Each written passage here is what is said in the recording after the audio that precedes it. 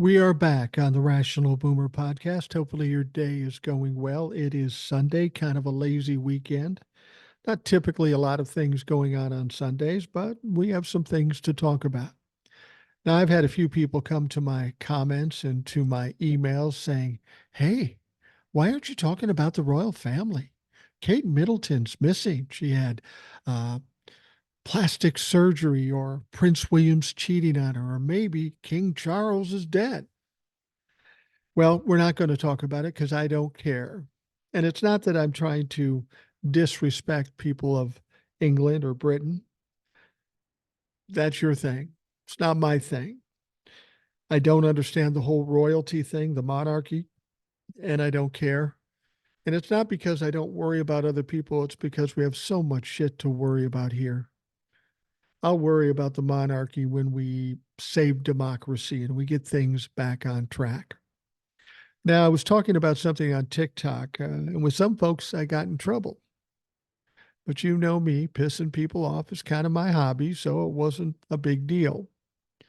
But I was talking about a particular TikToker. I don't normally talk about other creators, but this time I will. And I'm talking about a guy by the name of Representative Jeff Jackson. He is a Democrat from North Carolina.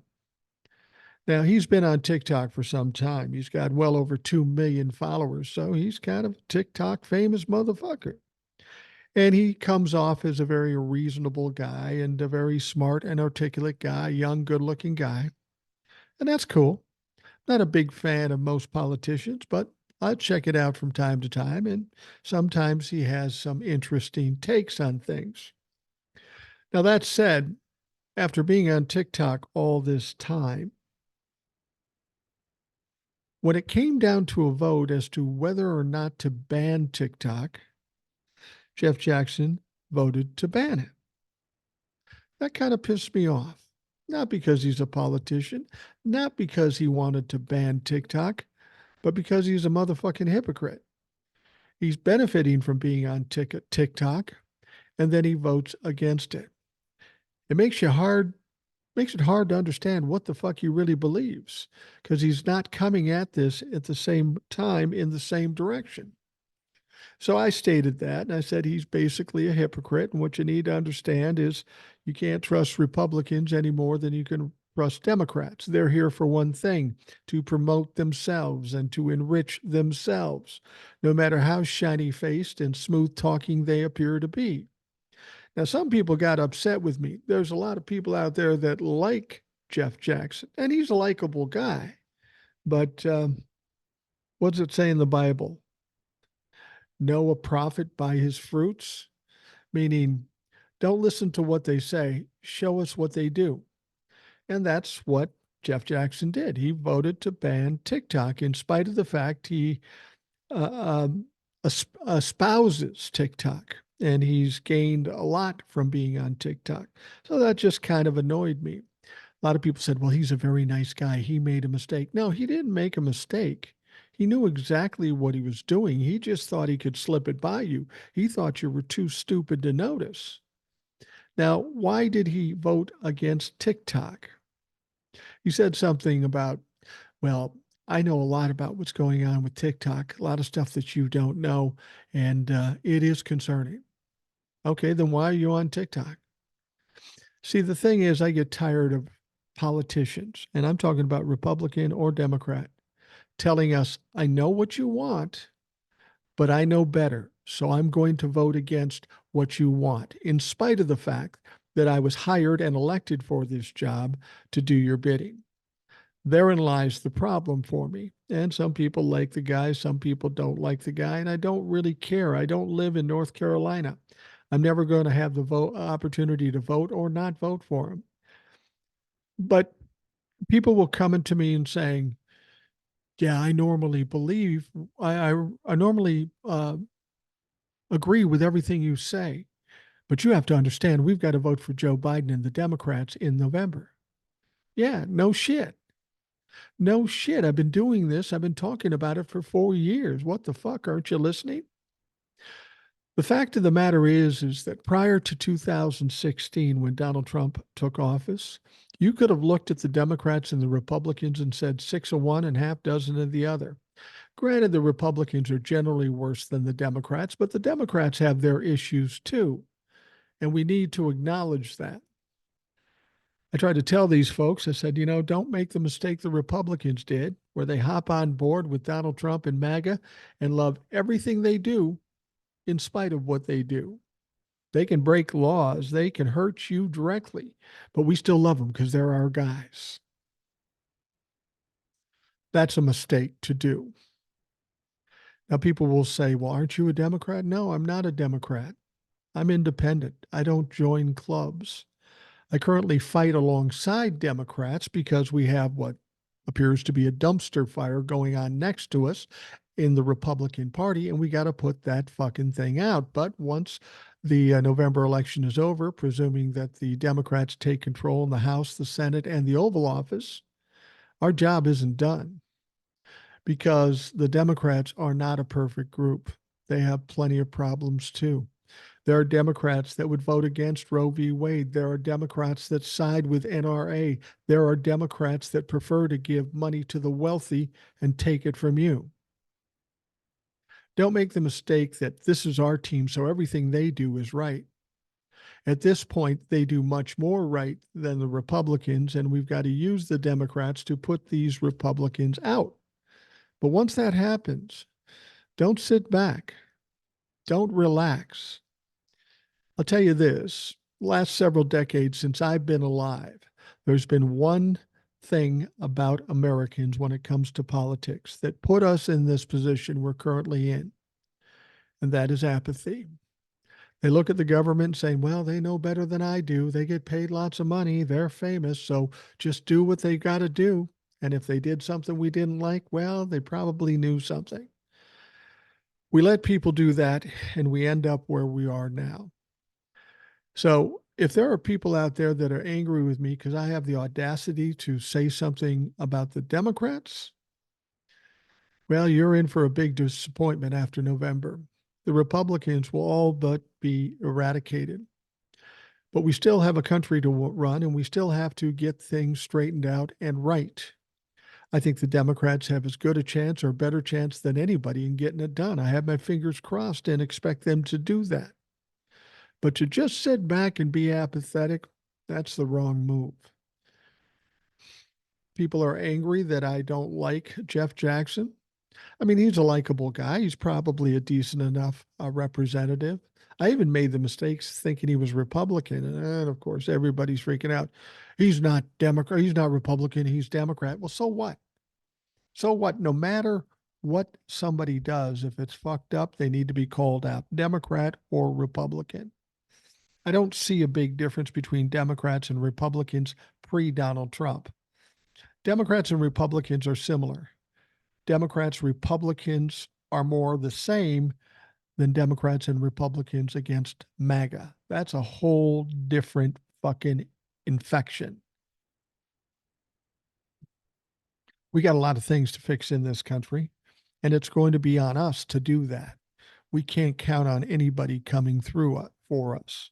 I mean, if we could believe that back when the Democrats had power, they would have codified Roe v. Wade, but they didn't do that.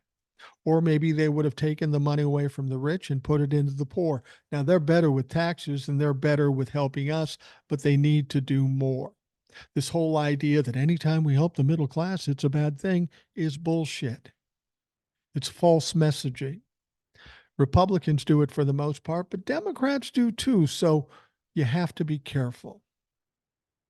The one thing you're always going to get when you hear me on the podcast or on the TikToks is what I actually believe. And I've thought out what I believe. Now, I can make mistakes, big deal. I fix it and then it's no problem.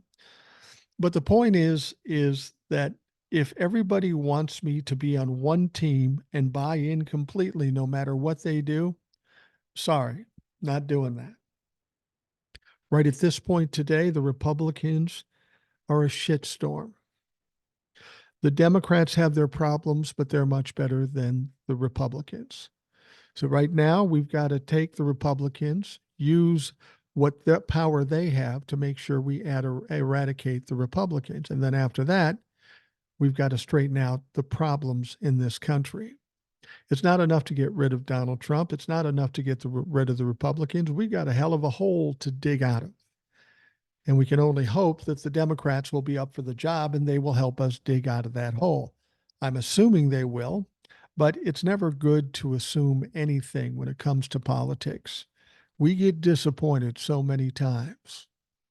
Just be ready and be ready to call out anybody. I don't care if they're Democrats, Republicans, the fucking Pope.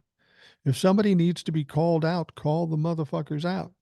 That's the only way we get anywhere in this country. All right, we have a bunch of emails. Now, this first one, I love this. This took me by surprise. This took me aback. The email goes like this, and it's very short. It says, "You owe me a debate on my platform, a civil, rational debate. Today I'm live. Please join me." Can you guess who wrote that? Yep, it was HVAC Jeff. Remember, he was back on the show, that dipshit. I made a deal with him that if he came on my show, I'd go on his live and I'd be happy to do it. But after the show, it didn't go well for him and he got some pushback from some of the listeners and he was scared off a little bit. He backed off of having me on the live. I said, I'd be happy to be on the live, but you have to understand wherever I go with the live, if people that follow me know about it or peers of mine know about it, they're going to show up. And when they show up, they are going to overwhelm you. She says, I don't think that's true. I get a lot of people on my lives. I go, yeah, you do. Because you're on for 2 and 3 hours at a time. It's real easy to rack up numbers when you're on that long. But the bottom line is, pal, you've got 3,000 followers on TikTok. I have 300,000 followers on TikTok. If followers from each side come show up at your live, how do you think that's going to go? Is it going to go the way you think it's going to go? I don't think so. Well, after a while, he kept coming back to me. He says, "Your fans are crazy. They're trying to get me canceled." I said, "Well, I've never told anybody to get you canceled. I don't want you canceled. I don't think you're dangerous." But then he backed off for a while, and now I get this email. So I checked his TikTok, and yeah, sure enough, he was on live. But I'm in a car. I'm out with my wife. I'm not going to jump on a live just cold and talk to him. I mean, I could because he's not too bright. So I sent him a note. I said, "Yeah, I can come on whenever." I said, "But do it at your own peril. And I'm not going to do it 10 minutes before you tell me to do it. It's going to have to be set up in advance so I know I'm available for that thing." So at some point in the future, I suspect he's going to have me on his live. I'm not the least bit fearful of it. I know who he is, I know how he talks, and he's going to have a problem. I was wondering why at first, why he would have me on a live, why he wants me to do that, because he knows it's not going to go well. And I think I realized back, 6, 8 months ago when he was on the show on TikTok, he had 3,000 followers. Okay. Yeah, reasonable enough for somebody just plodding along, doing whatever they're doing. If they're actually active, trying to be creators, cool. But I checked his TikTok today. He's got 3,100,000 followers. Now, I wouldn't shame somebody about followers, but he's the one that kept telling me, well, I got hundreds of thousands on lives and I'm growing at this rate. So by this time, I should have 100,000. And all I see is that in 8 months, he's grown by maybe 500, 600. Again, I'm not trying to shame him for it, but he's the one that's crowing about how popular he is. We'll see if I end up in the live and how long it lasts, because I'll promise you something this time. And I kind of regret it now when I think about it. When I had him on the show, I wasn't easy on him, but I was easier than I should have been. And part of it was because he seemed kind of like a decent kid. I realized when I was talking about him, I don't know that he even believes all the things he was saying with regards to Trump and all that stuff.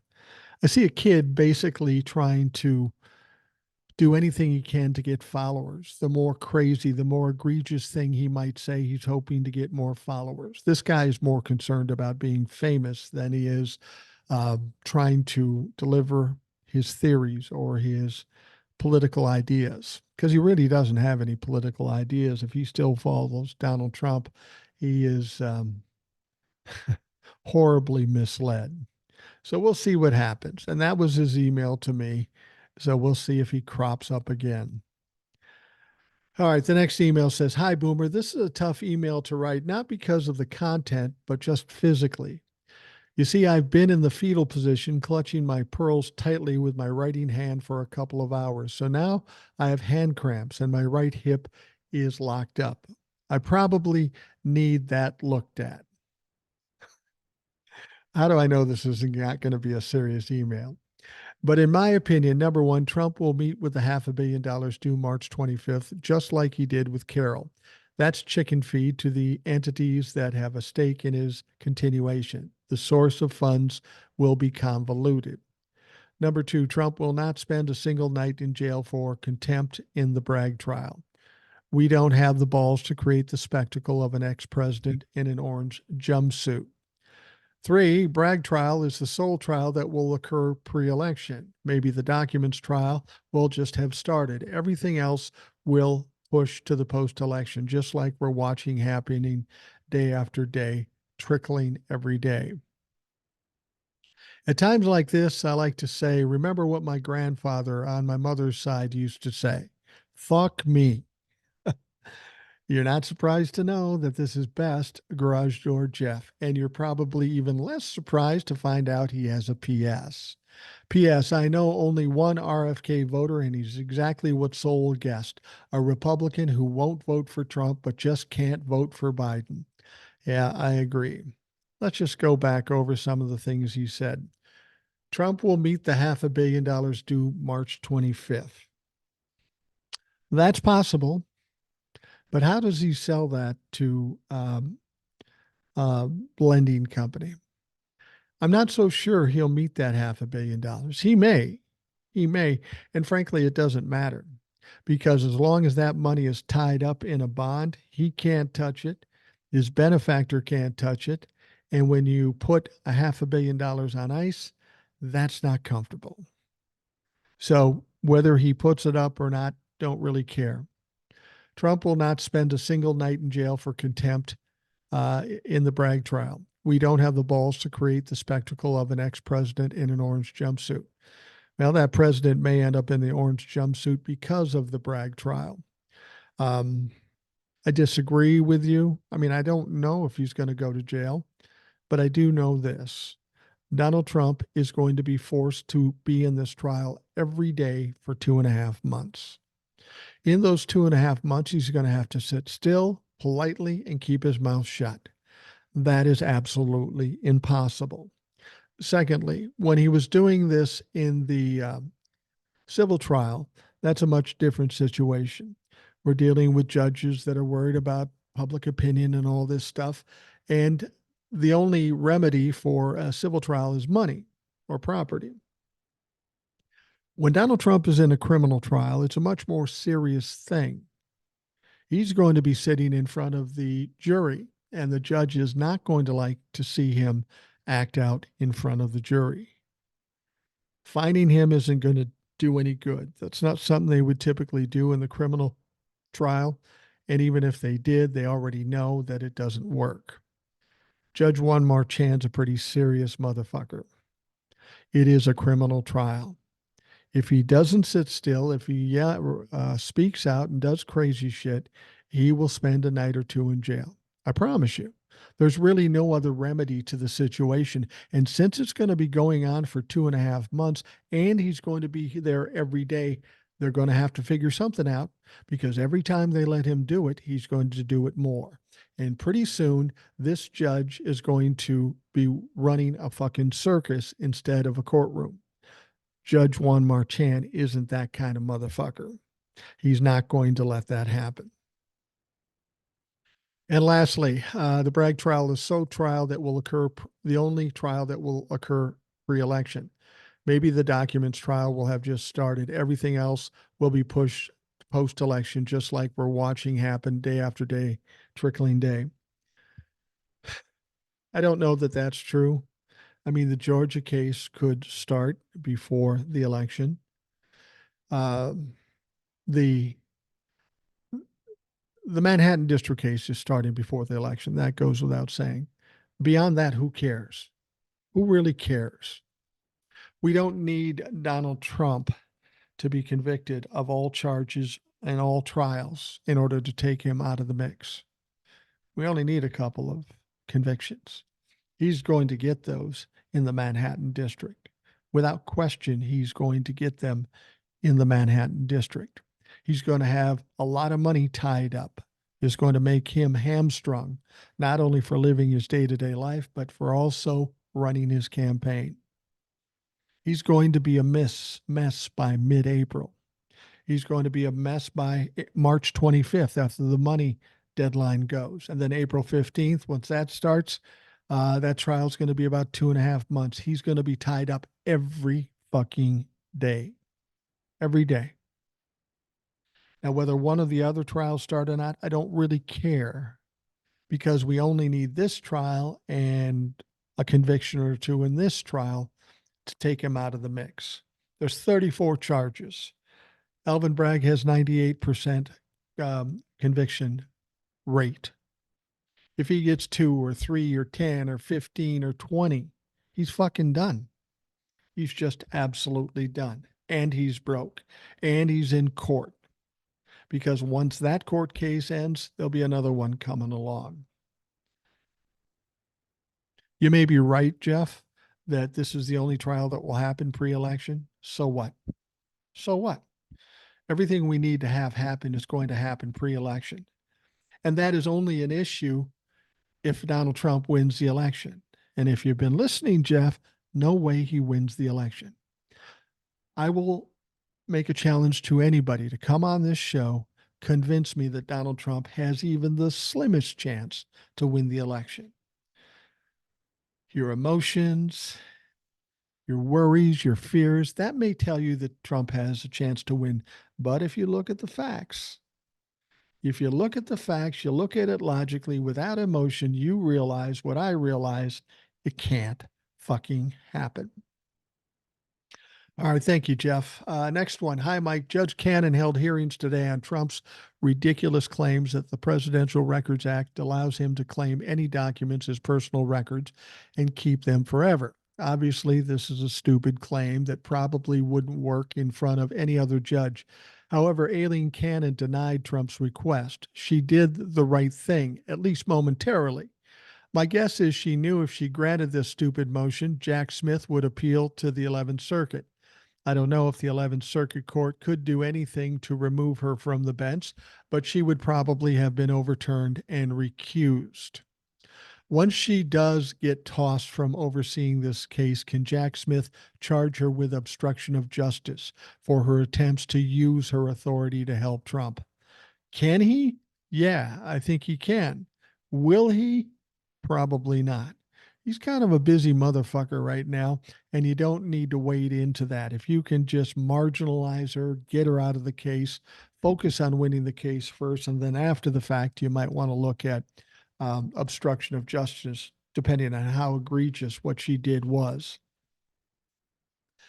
Next up, I never thought the same emailer. I never thought Rand Paul would be our hero when it comes to TikTok. There is so much wrong about the reasons they want to ban TikTok that we could protect to do, and we could do an entire podcast on it. Yeah, we could. We're not going to because it's not going to get banned. One of the biggest issues, though, is that only one board member is Chinese and one of their headquarters are in China, but otherwise nothing about TikTok is Chinese. For Democrats' sake, they need to let this die and move on, or it could possibly hurt both parties in the upcoming elections. I don't disagree with you. This is not a good hill to die on for Democrats. 170 million people use the app, many of them young. The Democrats will be counting on the young to help beat the Republicans. Why would you piss on that parade? Ultimately, they won't. The Senate won't either hear it, won't vote on it, or will vote against it. It's not going to happen. It's just a bunch of noise. It's a bullying tactic to try to get them to sell TikTok. And why do they want them to sell TikTok? Not because China has any inside track and they're going to steal stuff from us. They want to do it because Mark Zuckerberg and Elon Musk and maybe Steve Mnuchin, they want to buy it. They are tired of getting their ass kicked by TikTok and they want to control it. And they pay off enough members of Congress to do their bidding when it comes to something like this. But it's not going to shake out. There's too many people that support TikTok. I mean, half the fucking country. How smart do you have to be to say, yeah, I don't want to piss that many people off? Next, he says, I haven't heard if Stormy Daniels' case in New York is going to be delayed. Alvin Bragg asked for 30 days to review new evidence. One commentator I was watching said more than likely it'll be delayed the 30 days, but not much more. And that's only because the judge doesn't grant it. Trump could use that for appeal after the trial is over. Either way, I'm not too worried about it. The end is coming for Donnie. And we do know what the delay is. He did give Alvin Bragg the 30 days, but not 30 days from the 25th, which would have been the start of the trial. It was 30 days from yesterday, the 15th.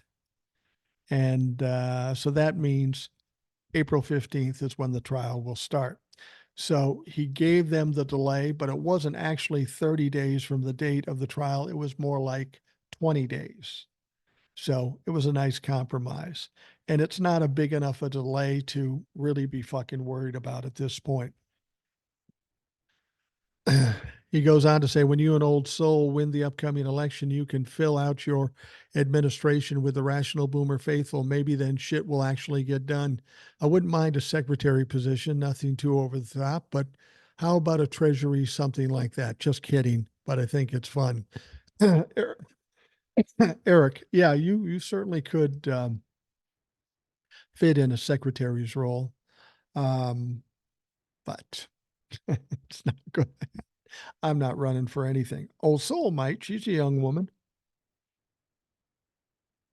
I'd certainly vote for Old Soul. All right, next one. My concern is always not, wait a minute here. Let me make sure I got all of this. Mike, my concern has always not been about the law catching up with Trump. My concern has always been the complicit members of Congress. 3.5 years later, not one indictment related to the coup attempt. You think Garland is complicit at some level at this point? At this point in time, I have to believe he is, at the very least, he's negligent and therefore a traitor, in my opinion. He's negligent in the sense that for 2.5 years, he didn't do shit. He didn't do anything. And then when he handed it off to Jack Smith, I think he's out of it. He's an independent investigator, a special investigator, and special prosecutor, I should say. It's all on him right now. I think the only reason the members of Congress have not been indicted is yet they're trying to get everything straight and make it less complicated for when they prosecute Donald Trump. They were concerned about time sensitivity. And I will tell you this, if it seems like they won't get the Washington, D.C. case to trial before the election, then I would think that maybe Jack Smith will come out with the indictments of the sitting members of Congress, Jenny Thomas, Roger Stone. Trust that's coming. I don't know when exactly it's coming, but it's coming. On a lighter note, it appears Trump paid a Russian spy to lie to the FBI. I think he even testified to Congress. Now, wouldn't you think if a Russian spy was going to be seen and heard, they would at least change his name to something other than Smirnov? Laugh my ass off. Joshua. Yeah, unless he doesn't plan to go back to Russia. But even if he doesn't go back to Russia, we know they can get you fucking anywhere. All right, the next one says, bless me, Boomer, for I have sinned. I left negative cynicisms on your podcast and videos about the delays and BS in the courts. In all fairness, it's not about fear. It's now about the realization of just how corrupt everything is. Honestly, you can't blame diapers. It's been that way for 246 years. I think that that's part of the problem. We are all realizing we've been hand fed BS all of our lives, and we are really in disbelief whether we want to admit it or not. Woke. Once we get rid of this MAGA cult, we have a monumental task to fix this country. As you say, we have work to do. We are going to have totally reverse the culture of this country where the people are considered to be the servants and the elite are their owners who do not govern but rule. You mentioned Jeff Jackson. He's a phony. I'm exiled here, North Carolina, and despite the new northern occupation, the good old boy in the Republican Raleigh is in total control. Our representative in Washington are on both sides of the aisle, useless and corrupt. Mark Robinson, our lieutenant governor running as a Republican for governor, is a Holocaust denier, conspiracy theorist, and wants all abortions denied regardless. This after he admits he paid for one.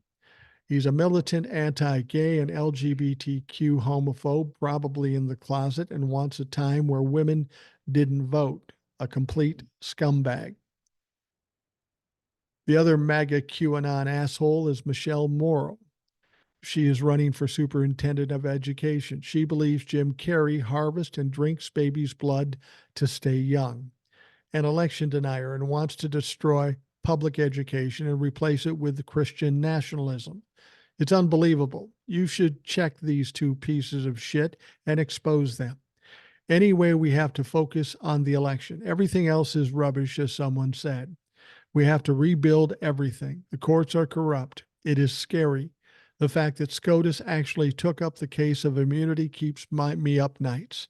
Anyway, we have to kick serious ass and speak out. You one of the best at doing that. Take care, Z-Man. Thank you, Z-Man. And I concur with you completely. Just because we kick the Republicans out, just because Donald Trump isn't the president, just because the Democrats get the House and the Senate, doesn't mean it's over. Unfortunately, it's not. What the Republicans and some Democrats have done to this country, we got a deep, deep hole to dig out of. At least we have the opportunity. At least we'll have some light at the end of the tunnel. But don't think our lives have been saved when the Democrats win. The fight has just begun, and we've got to keep pushing forward. We can't rest a minute, even if the Democrats are in control. Next one says, hello, Mike, over the road Russell here, coming to you from the road today at Sydney, Ohio. I'm in complete agreement with you that Honest Don has no chance at winning the November election. It certainly appears he's headed toward a record-breaking landslide loss, as he would say, the likes of which we've never seen before. It seems every day he spews forth some new nonsense, which alienates a few more potential voters. However, just for kicks and giggles, I wondered what would happen if President Biden were to suddenly die close to the election, say a day or two or a week before.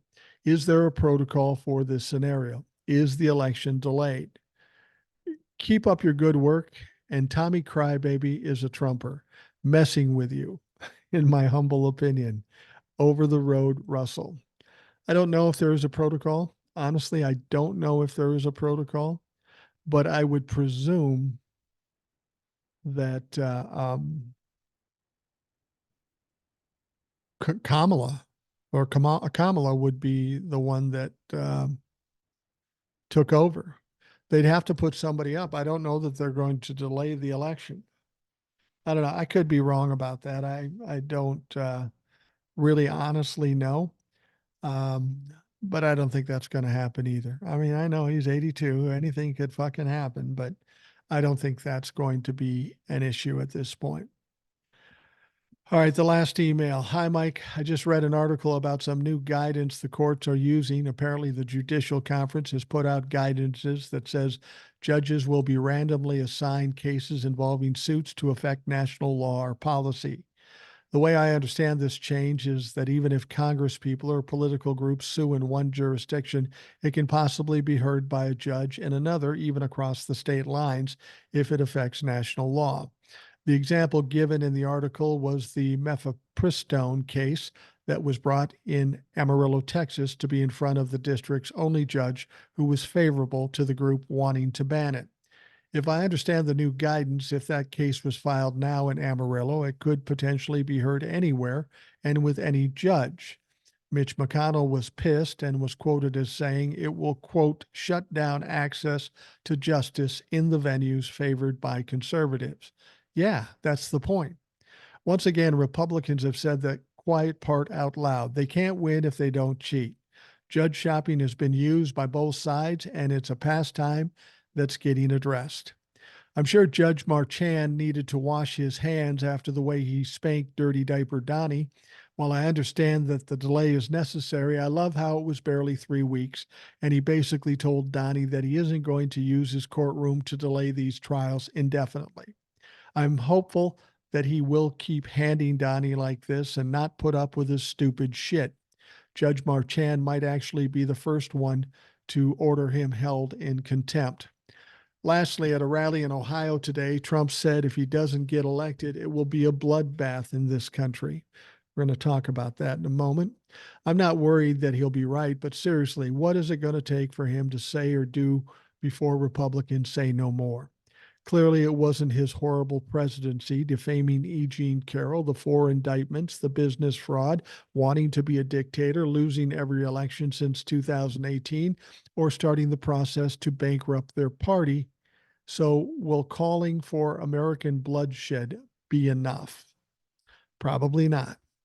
I'm so sick of the Family Values Party. This party will tell us no abortions because they care about life, while their Cheeto God is calling for violence if he doesn't win. I miss the days when any of his actions would have actually hurt him politically. We need to get him and everyone like him out of politics. Thank you, Eric. Eric is our friend from Iowa. Yeah, that comment on Ohio, we're going to talk about that in a moment because it is pretty egregious. I think it is affecting him, though. I mean, you're never going to change the minds of the base. They're just stupid. They're in a cult. They're not going to change. But when he was elected or lost the race in 2020, he got 71 million votes. Not all of those people were the MAGA freaks or the Trump cult members, but they voted for Donald Trump because they vote Republican, and that's just what they were going to do. Those people that aren't big time Trump humpers are now leaving in mass. He's getting a lot of Republicans holding their noses to Donald Trump now, not willing to vote for him. Polls have said it, exit polls have said it. There are a sizable percentage of people that are in the Republican Party that just won't vote for Donald Trump. I don't know if that means they don't vote at all or they vote for Biden or RFK. I don't know what that means. But when you are the nominee for a political party, and not all of the political party is willing to vote for you, you fucking lose. You can't win doing that. And he's even pushed away the Nikki Haley voters and hasn't called them back. Donnie Trump is fucking himself over as he always does. I would say the things he's saying, like what he said last night, does have an impact. Not with the base, but with some reasonably minded people. So we'll see what happens. But I think we keep Donald Trump talking. As long as he's talking, the more damage he's doing to himself. All right, we're going to take a quick break and we'll be right back.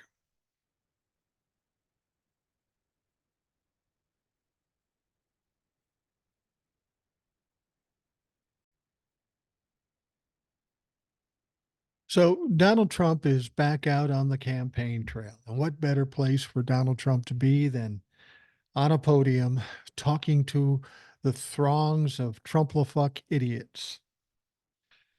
He's in Dayton, Ohio, and he's stumping for a candidate for U.S. Senate in Ohio. Now, if I heard this story right, here's a guy that's adamantly against LGBTQ folks. But after some digging, they they found he had a few ads on Grinder, which isn't surprising. Anyhow, that's beside the point. Donald Trump gets on stage, and of course, he's trying to pitch for this Republican in this primary. And of course, he spends more time talking about himself. This is going to be an interesting test, too. We know that Donald Trump's endorsements have never done well for him in elections. We'll see if it helps him in this primary election. You would think if Donald Trump endorses somebody, it's an automatic win, but that's not been the case. Maybe different in primaries than general election. It's going to be tougher for Donald Trump to have his people win any elections in the general elections because they're all just crazy fucks and nobody's voting for a crazy fuck. But anyway, Donald Trump got all up in his feels and excited and his Hitler esque speeches, ranting and raving. When he was on stage, he claimed that Donald Trump himself, not President Joe Biden, will protect Social Security. And he warned of a bloodbath if he loses in November as he campaigned for Senate candidate Bernie Moreno in Ohio. So Trump was out on this airfield outside of Dayton Saturday. He praised his chosen candidate in the race as an America First champion and political outsider who has spent his entire life building up Ohio communities. Donald Trump said he's going to be a warrior in Washington. Trump said, yeah, well, he's not going to Washington. That was days before securing enough delegates to clinch the 2024 Republican nomination. That's what Donnie did, and that's what Joe clinched the Democratic nomination. Moreno faces Secretary of State Frank LaRose and State Senator Matt Dolan in Tuesday's GOP primary. LaRose and Moreno have aligned themselves with the pro-Trump faction of the party, while Dolan is backed by more establishment Republicans, including Governor Mike DeWine and former Senator Robert Portman. Now, Saturday's rally was hosted by something they call Buckeye Values PAC, a group backing Moreno's candidacy, but Trump used the stage to deliver a profanity-filled version of his usual rally speech that again painted an apocalyptic picture of the country if Biden wins a second term. He's great for hyperbole, isn't he? This is what he said. He said, if I don't get elected, it's going to be a bloodbath. It's going to be a bloodbath for the country. And he warned while talking about the impact of offshoring on the country's auto industry and his plans to increase tariffs on foreign-made cars. You're going to do more tariffs. How did the tariffs with the Chinese go? Yeah, we ended up paying more because the Chinese just passed the tariffs on to us. Donald Trump just found another way to tax us without making himself look bad. I mean, he didn't look bad amongst the Trumplafucks, but all of us could see what was happening. Now, later, Trump claimed that if this election isn't won, I'm not sure that you'll ever have another election in this country. Trump repeatedly noted his difficulty reading from his teleprompters, which would be seen visibly whipping in the 35-mile-an-hour wind gust. A one-time Trump critic, Moreno, a wealthy Cleveland businessman, supported Marco Rubio for president in the 2016 Republican primary and once tweeted that listening to Trump was like watching a car accident that makes you sick, but you can't stop looking. And this is who Donald Trump is supporting. And now this guy is sucking up to Donald Trump because he thinks he can gain something. Now, in 2021, NBC News reported on an email exchange around the time of Trump's first presidential run in which Moreno referred to Trump as a lunatic and a maniac. I think that's a reasonable assessment. So what happened? Why has it changed? On Saturday, however, Moreno praised Trump as a great American and railed against those in his party who have been critical of the former president. So, He went on to say, I'm so sick and tired of Republicans that say I support President Trump policy, but I don't like the man, he said as he joined Trump on stage. Trump also dismissed recent allegations against Moreno, comparing them to attacks he has faced through the years, including his criminal indictments. Trump has been charged in 4 separate cases, as we know.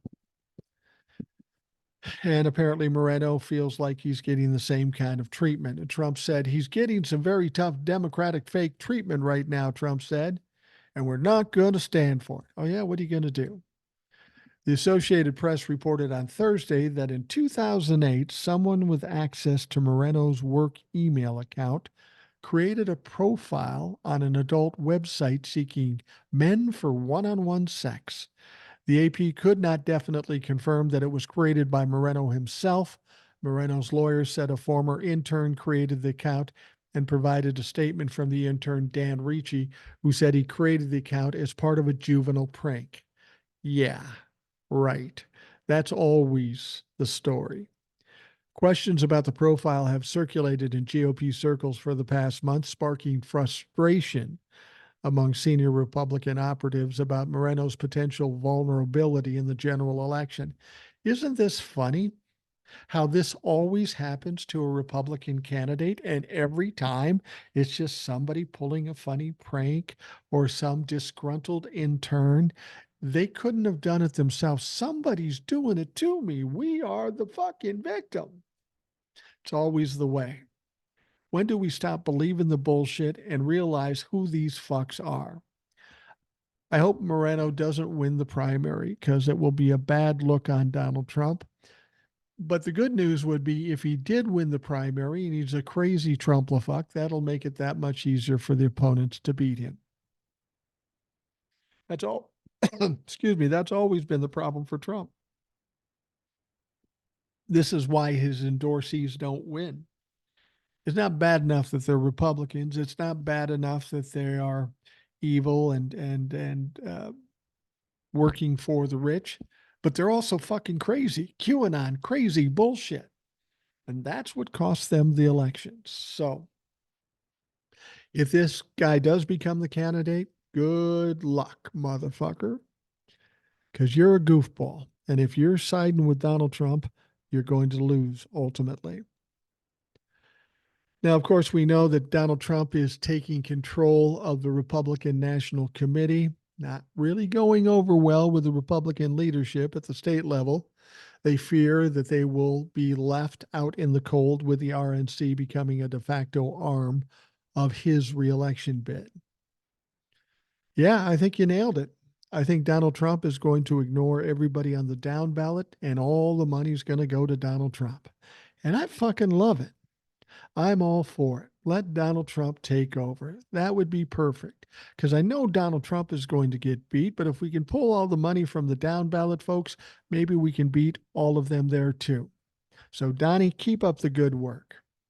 Now, according to former RNC chief Michael Steele, the only thing stopping a revolt at the state level is the fear of Trump's hardcore MAGA loyalists. When are you going to stop being afraid of these motherfuckers? Now, during an explanation of how the RNC works on MSNBC's The Weekend, Steele first added the caveat that when he took over the committee, he also fired everyone, but it also wasn't a mere 7 months before a crucial election. Having said that, he noted that the RNC's usual function is to work on the 8 key battleground states that can swing an election. Now, he stated help may not be on the way because the RNC may be funneling scarce cash to pay for the former president's myriad legal problems. See, that's the thing. Even if Donald Trump wasn't going to siphon off all this money from the RNC doesn't have a lot of money. They've been having trouble fundraising. He then added that he was hearing grumblings from his former associates heading up their respective state Republican parties. He says, I have talked to a number of former and current state party chairs, and they are not happy, he told his co-host. They'll put on the face because they don't want to get the blowback from the MAGA nuts inside the party, but the reality is that they are not happy. They know what this means, he continued. People that have been in the process of building up and putting in place players who are going to actually execute on a plan. Oh, I guess there is one, but Laura Trump is now in charge. This is awesome, to be perfectly honest with you. Everybody's all in an uproar that Donald Trump is taking up the RNC, but me and all of us Democrats should be happy about it. One more shot at Donald Trump not only fucking himself up, but fucking up the entire Republican Party. And I'm here for it.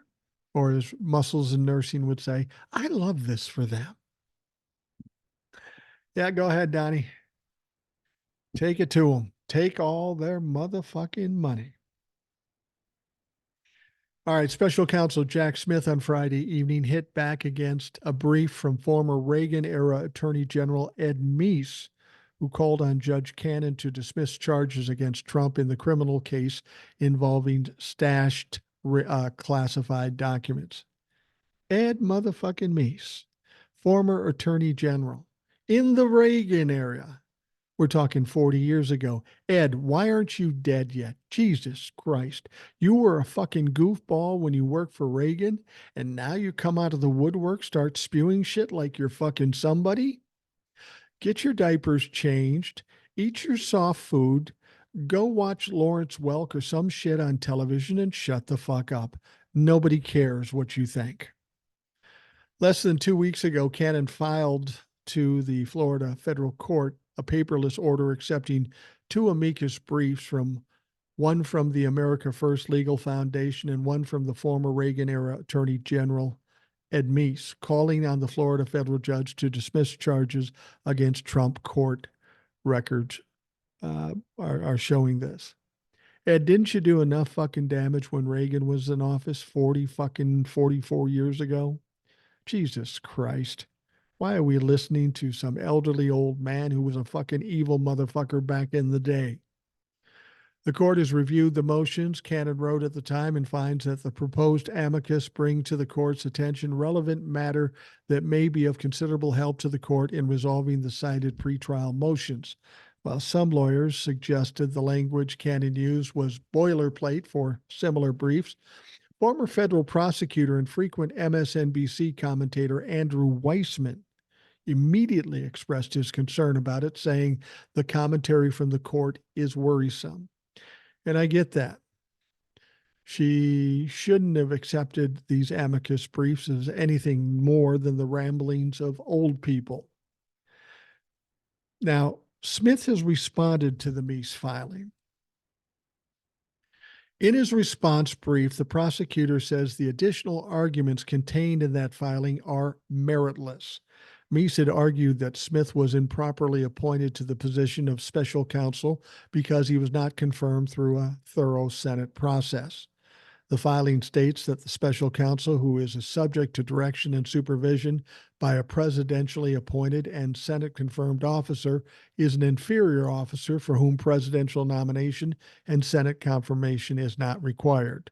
Nothing in the Meese amicus, therefore, supports Trump's dismissal, said Jack Smith.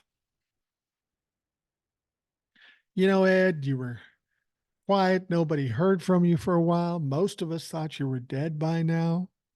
And then you rear your ugly head to stick your nose in this Donald Trump thing. I got to tell you, your former boss, Ronald Reagan, if he saw Donald Trump, as evil as that motherfucker was, he would be turning in his grave. He'd come out of his grave to kick Donald Trump's ass, and he would probably be able to do it. Why are you getting involved in this? It's the wrong side of history. Don't you have enough shit to worry about what happened down in the Reagan area years and years and decades ago? God, everybody wants to be the star. Everybody wants a little fucking attention. All right, former President Donald Trump's son-in-law, Jared Kushner, also a senior advisor in the White House, has been ramping up his overseas business dealings, undeterred by the optics of doing so in the midst of his father-in-law's presidential campaign. Sure, he's ramping up his overseas shit. He's probably going to be moving overseas if he doesn't get fucking indicted first. A Friday report in the New York Times scrutinized Kirshner's real estate deals in the Balkan countries of Albania and Serbia, in which he stands to reap significant financial benefits once they're completed.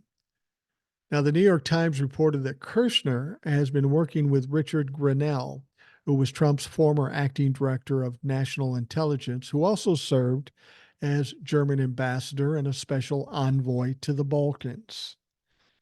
Notably, two of the three projects Kushner is aiming to finalize this year involve the transfer of land currently owned by Albania and Serbia, meaning a member of the president's immediate family.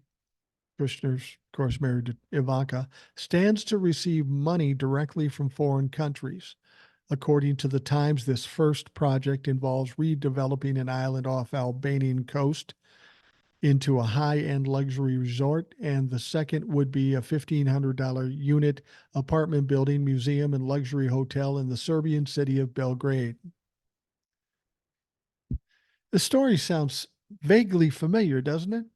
It sounds like the fake story that the Republicans have told about Hunter Biden and Joe Biden, which there is no evidence, so it's not a thing.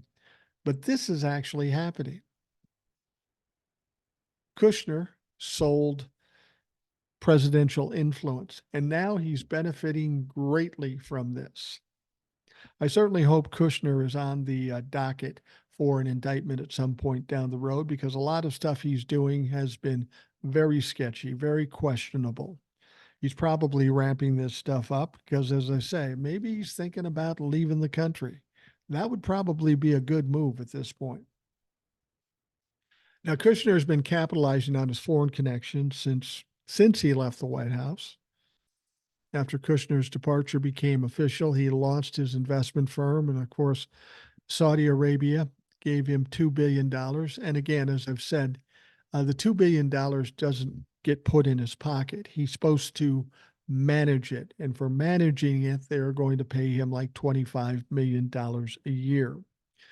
The interesting thing is that the Saudi crown prince did say in an interview in Saudi Arabia that if Donald Trump doesn't get reelected, we're probably going to take that money back, which to me is indicative of trying to influence the president.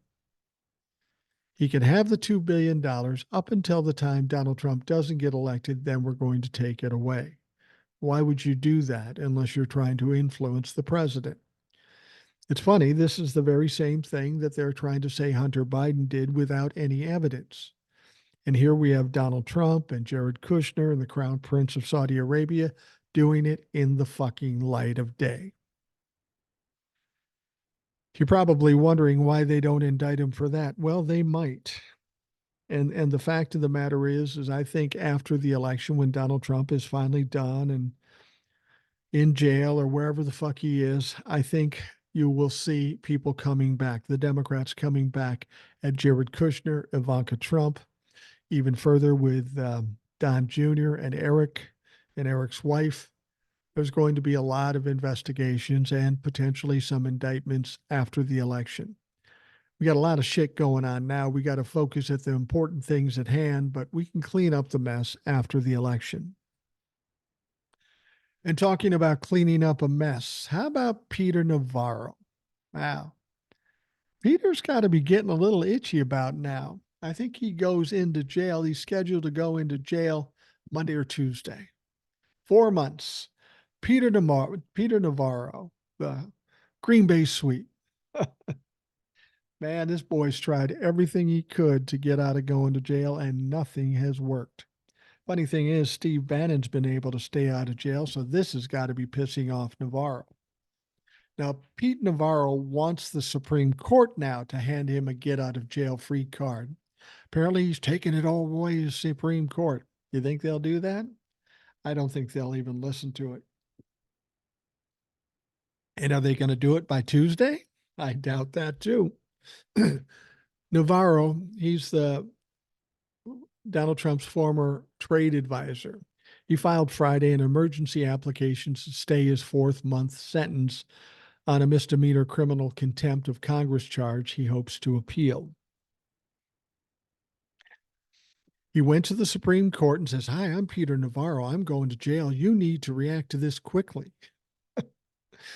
Supreme Court's a little busy right now, I would think, and we can't get them to act quickly on immunity. Do you think they're going to give a fuck about Navarro? A similar request to the D.C. Circuit Court of Appeals was slapped down Thursday, prompting Navarro's last ditch efforts before the nation's highest court. Now, Navarro is the only former senior presidential advisor to be prosecuted for contempt of Congress following an assertion of executive privilege by the president that advisor served. Navarro has appealed and will raise a number of issues on appeal that he contends are likely to result in the reversal of his conviction or a new trial. Yeah. And Mike Lindell's got all the fucking evidence. The 36-page document arrives just 4 days before Navarro has been ordered to report to a federal prison in Miami. Should he fail in his plea, Navarro, 74, will become Tuesday the first of Trump's senior aides to serve time over his role challenging the 2020 presidential election. It is now Sunday. So they better come at him on Monday because motherfucker's going to jail on Tuesday. Navarro was sentenced in January for brushing off a subpoena from the House Committee investigation, the U.S. Capitol attacks on January 6, 2021. All that dumb motherfucker had to do, all he had to do was show up and plead the fifth. But no, he was standing strong. We have executive privilege. No, you don't, motherfucker. Now, at trial, Navarro argued that Trump had ordered him not to testify and to invoke executive privilege. Well, Donald Trump wasn't president at the time. I got to tell you, if you got a guy sitting in a dirty diaper down in Mar-a-Lago in Florida and he tells me I'm ordering you to do something, I'm saying, fuck yourself. I'm not going to jail, you piece of shit. But apparently Navarro's not that strong. The three-judge panel that issued its ruling Thursday disagreed, arguing Navarro had not proved he could present a substantial appeal to the charges against him. Even if executive privilege were available to the appellant, it would not excuse his complete noncompliance with the subpoena. Exactly. That's my point. He should have shown up. He should have shown up and at least pled the fifth. I mean, Hunter showed up. He fucking showed up. Jim Jordan didn't show up. Navarro didn't show up. Bannon didn't show up. None of these motherfuckers showed up. Now, Navarro has not shown that his appeal presents a substantial question of law or fact likely to result in a reversal, meaning you filed a motion saying, yeah, I just want an appeal. I just want to stay out of jail. He didn't give any reason, any good reason for it. He just said, I'm Navarro. I know Donald Trump. Motherfucker's going to jail. I don't care whether he likes it or not. He's going to fucking jail. Now, there's this quote, the vision for Trump's America is a dystopian hellscape. Now, that was New Yorker Susan Glasser's takeaway after watching Trump hold court with his MAGA supporters at a rally in Rome, Georgia, after clinching the Republican delegates needed for the nomination. On November 5th, the curtain closes on Crooked Joe's corrupt reign and the sun rises on a brand new day for Georgia and for America, right? That's what Trump said. Now, Glasser's story described Trump nearly 2-hour stump speech as a rambling, unhinged, interruptive, I don't even know what that word is, and oh so revealing. Trump's vision, contrasted with his previous runs in 2016 and 2020, came off as a dire and it disturbed her. There is something, different this time, she stated before continuing. It is not just the level of grievance and revenge and retribution. It's actually the dystopian hellscape. It is much worse and darker than even the American carnage speak freely about. And this is the thing about Donald Trump. He's lost a number of steps He's confused. She said his lying, rambling, ranting, much of it doesn't make much sense. As you know, for years, he struggled with the basics of a verb and a period. You're not going to find a lot of those. There's also a sense that fatigue in his 77 years of age is kicking in. Even beyond the delivery, and certainly when it comes to age, you will come away from a performance like this, said Glasser. And this guy who really struggles with his words, who is visibly diminished in his vocabulary and his delivery just in the last few years. Yeah, he's definitely gotten worse in the last few years. And now that he's on the downslide, it's going to get worse. The pressure is going to get heavier. It's going to get bad for Donald Trump. And his slippage in his words, in his mind, are going to increase exponentially. Just watch. And again, that's one of the reasons why I don't think he makes it to the nomination. He just won't be mentally or physically there to be able to pull it off. Now, I know there's a lot of talk about Robert F. Kennedy Jr. People are worried about him, and I'm not the least bit worried about him. He has trouble getting any kind of support. If he does pull support, it'll be from the Republicans, not the Democrats. Now, there was some talk that he would pick one of two vice presidential candidates, Aaron Rodgers or Jesse the Body Ventura. Well, he got a lot of kickback about that. Not surprising, he didn't pick either one of those two. Apparently, he's planning to pick Nicole Shanahan, a California-based attorney and entrepreneur who once married to Google founder Sergey Brin as his running mate for his independent bid for the presidency. She's a young, attractive woman who's an attorney and an entrepreneur, and she's going to be the vice presidential candidate. I'm not saying she's not smart, but she has no political background, and we know what it's like to elect people with no political experience. Aaron Rodgers, the outspoken NFL quarterback who Kennedy had been considering as a VP pick, is out of the running, a source close to the campaign said. The prospect of his selection prompted concerns among donors to the campaign. Yeah, it sounded like a fucking joke. Shanahan, who was behind Kennedy's Super Bowl commercial, is now expected to be named the running mate for the long shot bid. They align on a number of issues, a source close with the campaign said of Kennedy and Shanahan. Oh, really, Miss Shanahan? You align with RFK Jr. You're a QAnon freak. You're a anti-vaxxer. That's who you are? You really need that kind of reputation? I mean, as it is, you probably got a couple $1 billion from your ex-husband and Google and all that shit. But why don't you just fucking relax instead of coming out here and embarrassing yourself? But if you really want to, go ahead. He was also looking for a candidate who can help finance the ballot access initiative. Oh, there we go. What is her qualification to be vice president? Well, she's probably a billionaire. And if I make her vice president, she'll help me with all the money I don't fucking have. Wow. He got her for the money. Joe Rogan has a couple bucks. Aaron Rodgers has a couple of bucks. Jesse, probably not that much. But this woman, she's got billions.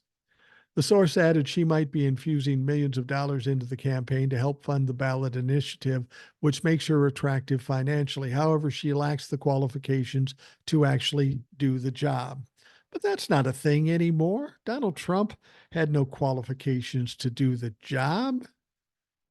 It's all about the money, right? Well, we see how it's gone when people only focus on the money and not have any real knowledge about how to run a fucking country. A spokesperson for Kennedy did not respond to a request for comment. It is hilarious what Republicans will do. Now, I know you're going to say, Robert F. Kennedy Jr. is a Democrat. No, he's not. He's nowhere close to a fucking Democrat. He says he's a Democrat because he thinks it's helpful to him in his um, his political endeavors. But he's not a Democrat. He's a Republican, and he's not even really a Republican. He's more a MAGA fuck. Fact that he's anti-vaxxer and a QAnon freak, and he brings this woman in because she's got billions of dollars. I got to think she's a smart woman, but Jesus Christ. How can you not see that RFK Jr. doesn't have a fucking prayer? Why would you throw around millions of dollars to give to this dumb fuck to lose an election? If you're going to give away millions of dollars, give it to poor people, give it to people that are hungry, for Christ's sake. But that's all so Republican. Give it to the rich people. Let's benefit the rich people and fuck the poor people. And that would be one reason for not voting for RFK Jr. and this Shanahan woman, who's alleged to be the vice presidential candidate, who has no qualifications other than she has money. All right. We are going to wrap up the Rational Boomer podcast. I want to thank you for taking time out of your day to listen. I hope you have a great day, and we'll talk to you again tomorrow.